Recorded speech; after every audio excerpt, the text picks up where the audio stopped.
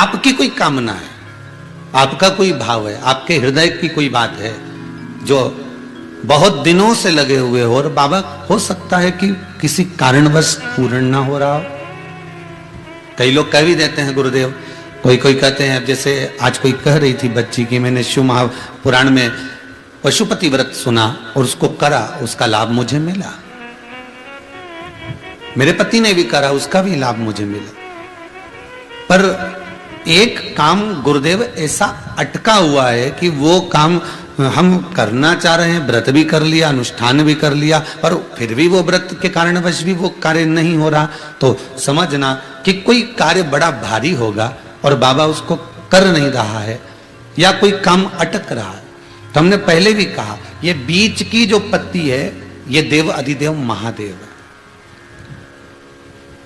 ये ब्रह्मा, ये विष्णु है। इन दोनों पत्ती के मिलन से लेकर इस पत्ती के बीच की जो डंडी है, ये नीचे की डंडी का वर्णन नहीं कर रहे हैं, इन दोनों पत्तियों के बीच में जो डंडी है बची हुई, जो तीनों के बीच में एक डंडी का जो भाव है, ये माता जगत जननी जगदम्बा माता पार्वती है।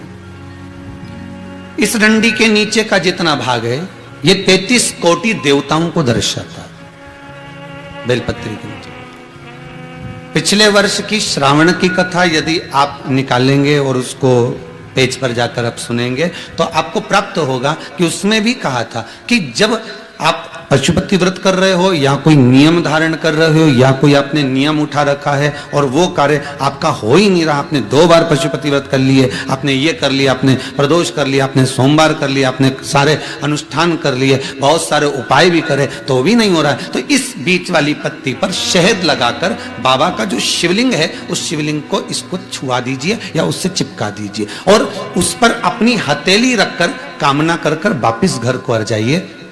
बाबा आपकी वो मुराद शीघ्र 3 महीने के अंदर पूरा कर ही देता है। ये पक्का मतलब हम शिव के करीब। देखिए शंकर भगवान की तप साधना में कामदेव पर दृष्टि कब पड़ी? जब कामदेव ने तीक्ष्ण बाण छोड़ा और वो बाण जो छोड़ा गया वो कहां लगा? भगवान के हृदय चित्त की ओर। वो बाण कहां लगा है? भगवान के हृदय की ओर, भगवान के हृदय की ओर पहुंचा। लग नहीं पाया था, भगवान के हृदय की ओर जाकर सम्मुख में खड़ा हो गया।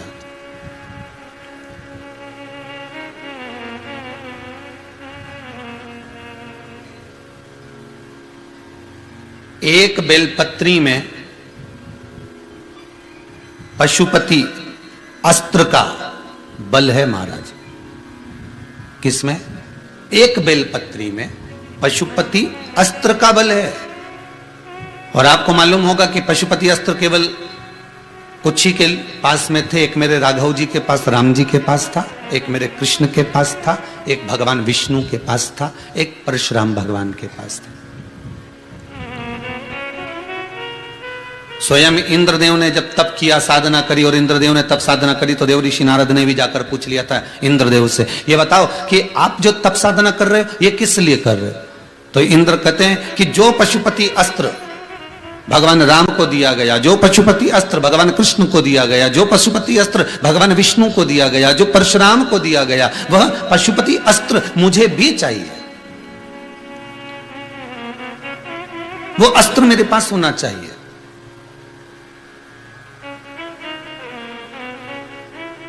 तब देवऋषि नारद ने जाकर भगवान भूताधिपति भूतेश्वर भगवान शंकर से प्रार्थना करी कि देवऋषि नारद तप कर रहे हैं, साधना कर रहे हैं और उनको पशुपति अस्त्र चाहिए। वो अस्त्र जिसके हाथ में आ जाए तो शंकर को उसकी मुराद पूरी करना ही पड़ती है। वो अस्त्र जिसके सम्मुख में चल जाए तो शंकर को हाजिर होना ही पड़ता है। वो अस्त्र जो सम्मुख में हो तो शिव साक्षी में आना ही पड़ता है। वो अस्त्र मुझे चाहिए, वो अस्त्र मेरे सम्मुख में होना चाहिए, वो अस्त्र मुझे दे दो। मेरी तप साधना करने का फल ही वही है कि मुझे वो अस्त्र चाहिए। दुनिया के लोग अगर कुबेरेश्वर धाम आ रहे हैं, दुनिया के लोग अगर यहाँ दर्शन करने के लिए आते हैं, लॉकडाउन के बाद में अगर पहुंचते भी हैं, तो उनकी जो विचार धारणा है, उनकी जो सोच है, उनकी जो बुद्धि है, प्रत्येक कुबेरेश्वर धाम में आने वाला व्यक्ति का यह भाव होता है कि कैसे भी मैं जिस कामना को लेकर दरवाजे से प्रवेश करी हूं, इस भूमि पर मैं आकर चप्पल उतारकर अपने पांव के द्वारा इस भूमि का जो मैंने स्पर्श करा है, उस स्पर्श का मेरा भाव केवल इतना है कि जिस कामना से आई हूं, मेरी वो कामना कुबेर भंडारी शीघ्र पूर्ण करे। ये व्यक्ति के मन का भाव होता, ये चित्त होता। और पहले भी काज फिर कहते हैं, इस भूमि का कुछ भाव ऐसा है कि जो आ गया वो 3 महीने में वापस आता है, उसकी कामना होती ही होती है, उसको आना ही पड़ता है, वो बुला ही लेता है। आशीष कह रहा था आज, गुरुदेव एक बात पूछना थी कि कुबेर भंडारी के साथ में ऐसा कि 3 महीने में व्यक्ति, हम कई लोगों से मिलते हैं और वो आप भी अगर कभी योग लगेगा और यहाँ पर आएंगे तो आप पूछना किसी से कि आप कितने महीने पहले आए थे, आपको बुलाया कि नहीं बुलाया बाबा ने, कोई कार्य हुआ कि नहीं हुआ, उसका भी तो भाव जागृत करो, किस लिए आना हुआ। कोई मिले तो पूछना एक बार कि क्या कारण है, तुम कैसे आए हो, क्यों आए हो, उस भंडारी ने क्यों बुलाया, उसका स्पर्श। भले वो अभी स्थापित नहीं हुआ, प्राण प्रतिष्ठा नहीं हुई, पर वो है। एक एक कंकर कंकर में मेरा शंकर इस कुबेरेश्वर की धरा पर है, एक एक कंकर।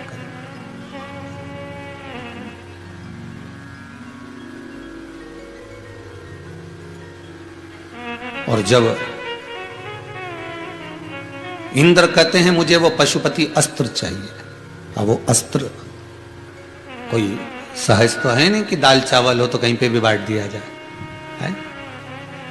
साबूदाने की खिचड़ी भी नहीं है कि स्टॉल लगाकर बांट दिया जाए। बड़ी मुश्किल है अस्त्र मिलना, और वो भी इंद्र को दे दिया जाए तो ये भी श्रेष्ठता नहीं है। दूसरे की जेब में पड़ी हुई बंदूक को देखकर, दूसरे की जेब में टंगी हुई बंदूक को देखकर घर के बेटे को यह लगता है कि मम्मी पापा से निवेदन करता है कि एक बंदूक का लाइसेंस मैं भी ले लूं और एक बंदूक मैं भी कमर में टांग लूं।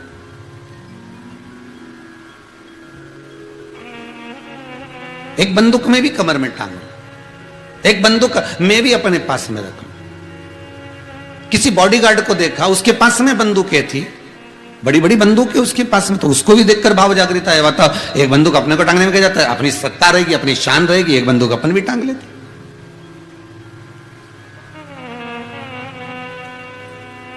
पर चतुर जो माता पिता होंगे, जो सीख देने वाला अच्छा व्यक्ति होगा, आपको ज्ञान देने वाला अच्छा व्यक्ति होगा, आपको अगर कोई समझाने वाला अच्छा होगा ना, तो वो एक बात जरूर कहेगा, भैया ये बंदूक तेरी कमर में मत टांगना हो, ये बंदूक तेरे पास में मत रखना, तेरी जेब में मत रखना, तेरे पास मत रखना, तेरे कमरे में मत रखना। अगर अच्छी सीख देने वाला होगा तो ये ज्ञान जरूर देगा।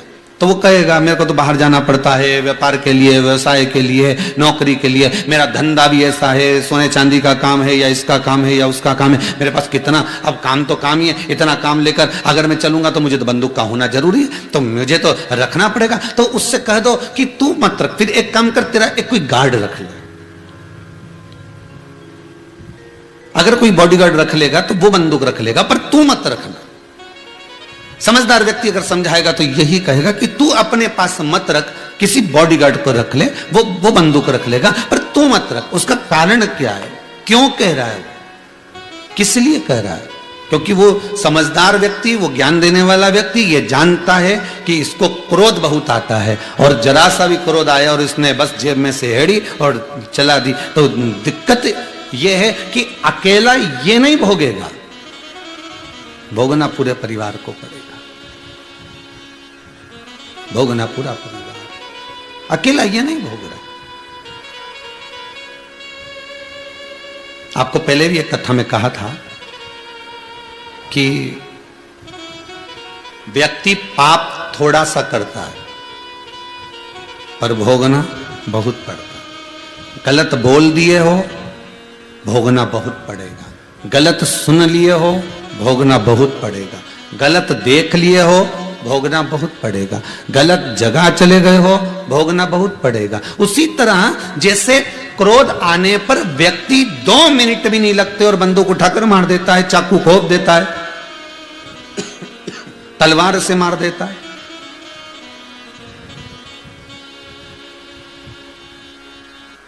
कितनी देर लगी?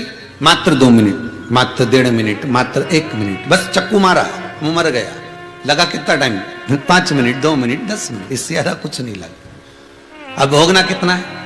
मार तो दिया, मर भी गया, अब भोगना कितना है?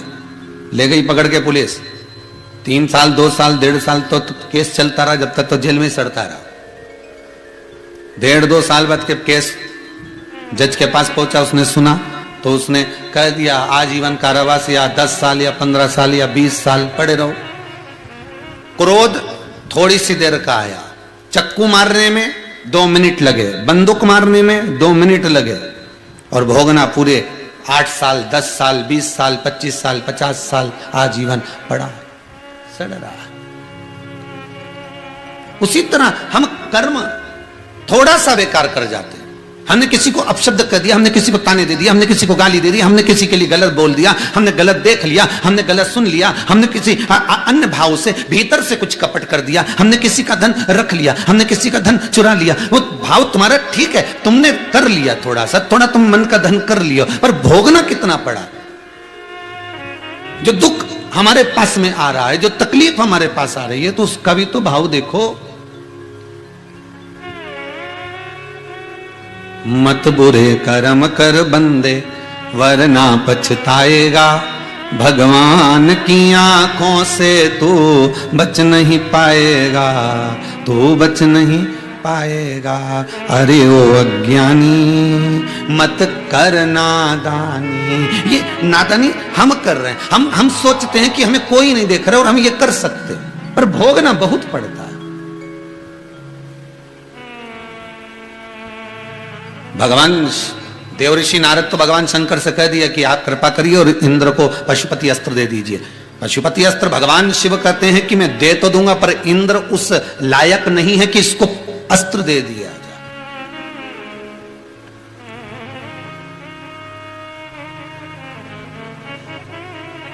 अगर हमने अस्त्र दे दिया और इसने कहीं चला दिया तो इसका क्या जाएगा? ये तो जरा सी देर में गुस्सा कर दिया, जरा सी देर में इसको 2-4 ने आकर कह दिया और ये भड़क गया और इसने चला दिया, बड़ी आफत हो गई। तो इसको अस्त्र नहीं दे सकते।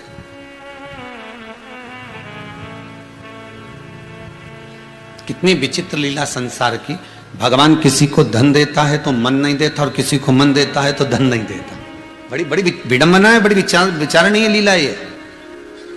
भगवान जब सुख देता है तो भोग करने का शरीर गिरा देता है। बहुत ध्यान दीजिएगा। डनलप का गद्दा देगा, एसी का रूम देगा तो नैनों की नींद को छुड़ा लेगा। क्या दिया? तो डनलप का गद्दा दिया, एसी का रूम दिया, तो वो नींद को चुरा लेगा।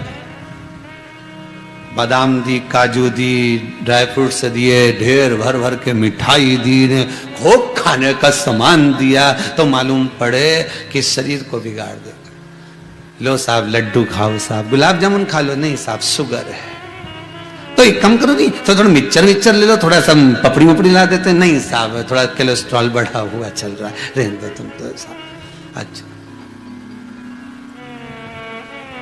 तो एक काम करो, हम मौसम्बी का जूस बना कर ला देते तुमको, थोड़ा सा जूस पी लीजिए। अरे नहीं नहीं थोड़ा सा टांसिल बहुत हो रहा है।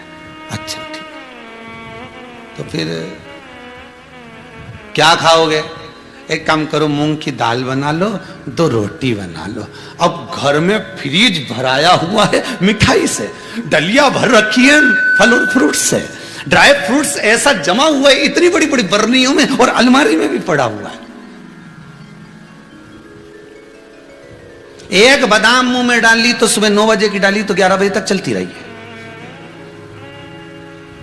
क्योंकि सोफा सेट सब निकल चुका है, दांत बच्चे ही नहीं है। भगवान सुख देता है, खूब देता है, तो साथ में उस सुख को भोगने का समय खींच लेता है।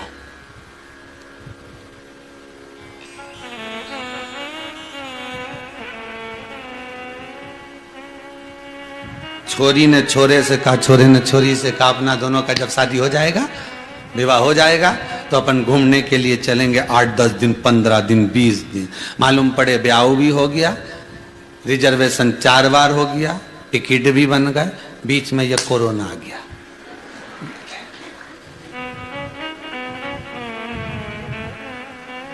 पिछले साल तो ठीक ठाक हो गया था, पर इस साल की भी टिकट बनवाई थी। कई कई लोग हैं ऐसे, एक दो नहीं, जितने आस्था चैनल पर कथा सुन रहे हो ना तुम लोग, मोबाइल पर, फेसबुक और यूट्यूब पर, इसमें से घना सारा होगा, ढेर सारा, जो हर बार सोचा अब की बार मैं यहाँ जाऊंगा ना, अब की बार वहां जाऊंगा ना, अब की बार मथुरा जाऊंगा ना, अब की बार वृंदावन जाऊंगा, अब की बार वहां जाऊंगा, बद्रीनाथ जाऊंगा ना, केदारनाथ ने, अमरनाथ, सब दूर जाने की प्लानिंग करी ने, टिकट तक बनवा के रखे थे, पर करे क्या, बीच में फिर फंस गया।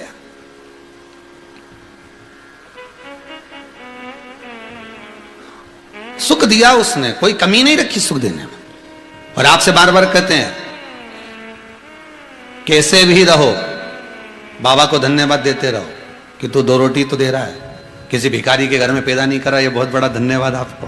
नहीं तो मालूम पड़े इंदौर के LIG चौराहे पे कटोरा लेके खड़े रहते, तो कहीं 3 बत्ती पे, कहीं 4 बत्ती पर अगर कटोरा लेके खड़े होते और घर के माता पिता बैठे के जा मांग ला, जा जा, तो भगवान तूने बड़ी कृपा करी, हमको नहीं मालूम था कि हम इतने अच्छे घर में पैदा हो जाएंगे, हमको नहीं मालूम था कि ये पूरा डिपार्टमेंट सही साइड मिल जाएगा।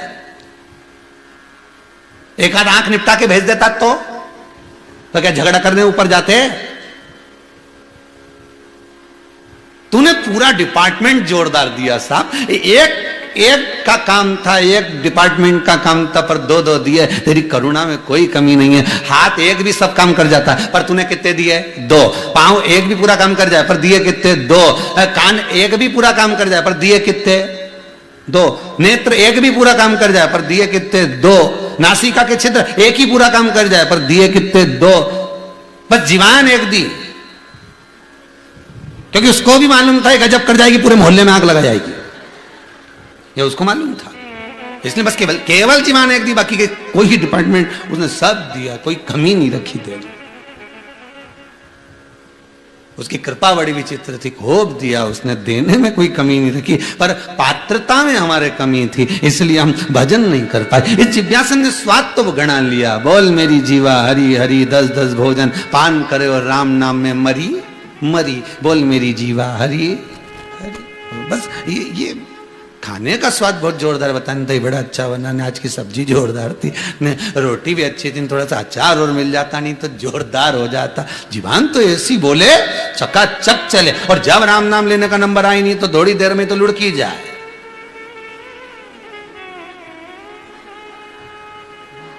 वो गई, पड़ोसन ने जगाया, सो रही क्या? तो फिर ऐसी ऐसी क्या कर रही? भगवान भाग रहा था तो बुला रही, सो नहीं रही, चित्तवृत्ति में वो समाया ही नहीं है। ये जिभ्या बड़ी विचित्र है, जपती ही नहीं है। वो तो अभी अभी लोगों को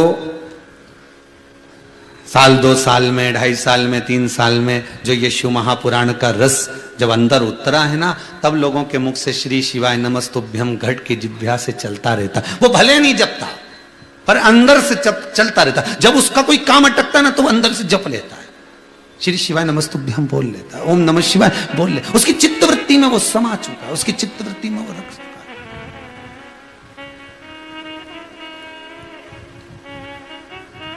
और भीतर से अगर जो निकला, हम फिर बार बार कहेंगे, मेरे शंभु को कोई दिखावा प्रिय नहीं है, कोई दिखावा। आप लक्ष्मी जी का श्रृंगार देखिए कितना सुंदर होता है, आप सरस्वती मैया का श्रृंगार देखिए कितना सुंदर होता है, पर शंकर जी के मंदिर में जाकर पार्वती का श्रृंगार देखिएगा कभी। किसी भी शिव मंदिर में चले जाना, किसी भी शंकर के मंदिर में चले जाना और पार्वती माता का श्रृंगार दिखना एकदम साधारण, एक चुंदड़ी ओढ़ी हुई है, हाथ बंधा हुआ है, कोई थोड़ी बहुत चूड़ी पहनी हुई, माथा में बिंदी, बोर कुंडल सब पहनी, आराम से बैठी। पर बाकी की माताओं का श्रृंगार देखो क्या, अपार सुंदरता का श्रृंगार। पार्वती जी फूलों का श्रृंगार करती है, उनके पास में श्रृंगार तो सब है, ऐसे कोई श्रृंगार की कमी नहीं है। माँ जगत जननी जगदम्बा के श्रृंगार की कमी है, ढेर सारा श्रृंगार है, पर माँ उस श्रृंगार को धारण करती है जो जनमानस के लिए श्रेष्ठतम हो।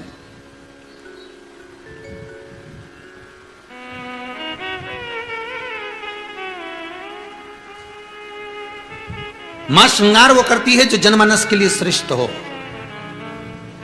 तुम आज के नवयुवक बच्चे, नवयुवक लड़के, बेटियां, बेटे ये फटी हुई जीन्स पहन लेते हो, तो क्या तुम्हारे घर के पिताजी नहीं पहन सकते? तुम्हारे घर के दादाजी नहीं पहन सकते? अरे बोलो तो सही, 70 साल के दादाजी, 85 साल के दादाजी, क्या वो नहीं पहन सकते? वो भी पहन सकते हैं, पर उनको मालूम है कि मैं सीख क्या दूंगा, मैं प्रेरणा देने वाला हूं, और प्रेरणा देने वाला ही अगर बिगड़ जाएगा तो फिर क्या होगा? इसलिए दादा पिता मर्यादित वस्त्र को धारण करते हैं, माता मर्यादित वस्त्र को धारण करती है। वो वस्त्र धारण करेंगे जिसमें मर्यादा होगी और आपको संस्कार मिल सके, वो पहनते।